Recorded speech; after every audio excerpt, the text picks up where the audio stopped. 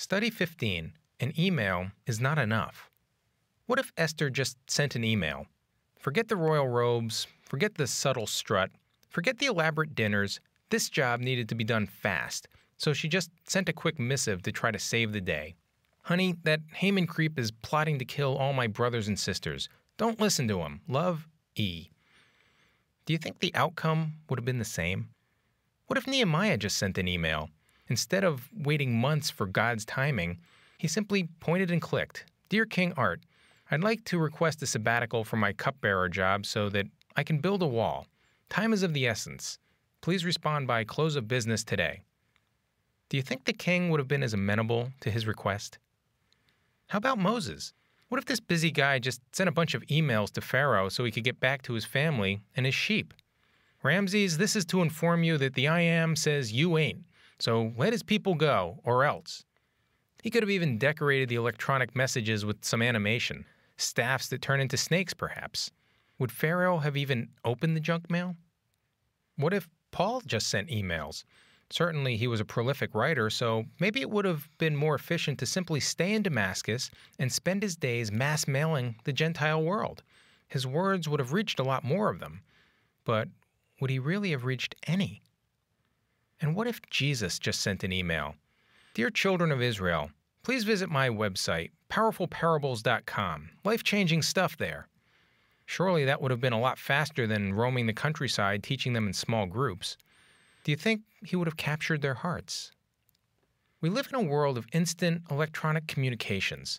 That's a tremendous blessing from a kingdom perspective. Without ever setting foot outside our homes, we have the potential to teach people, encourage people, even change lives across town or across the planet. Double-click, write, send. Off goes a letter to China. Point, click, build a homepage. Look, Mom, I have my own web ministry to support missionaries. Such opportunities were unthinkable to 99.9% of the people who ever walked this earth, and they're truly opportunities from God.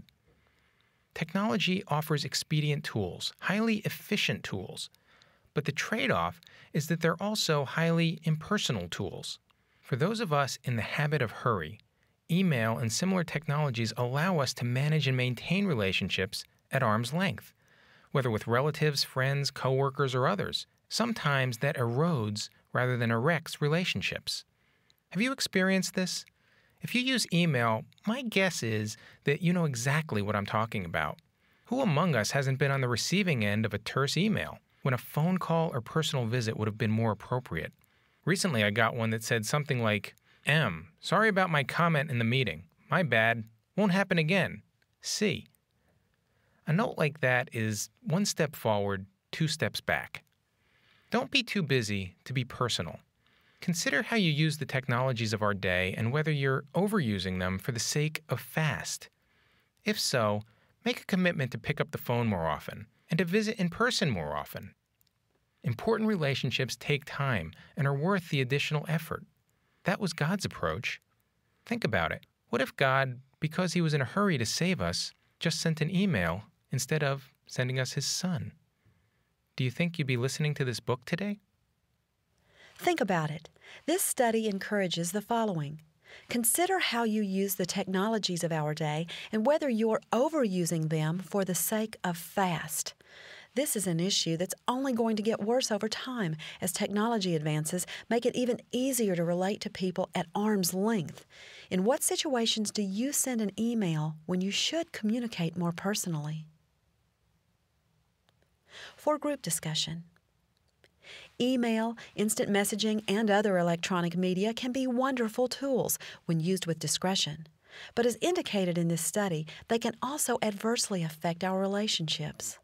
How, if at all, have your relationships been adversely affected by electronic communications? Talk to God about it. Reflect on the proverb, do you see a man who speaks in haste? There is more hope for a fool than for him. Proverbs 29:20.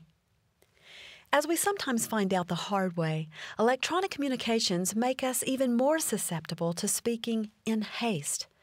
Take a few minutes and ask God to help you use the blessings of technology in a way that strengthens rather than weakens your relationships.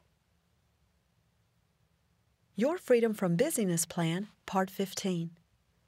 Consider your answer to the Think About It question.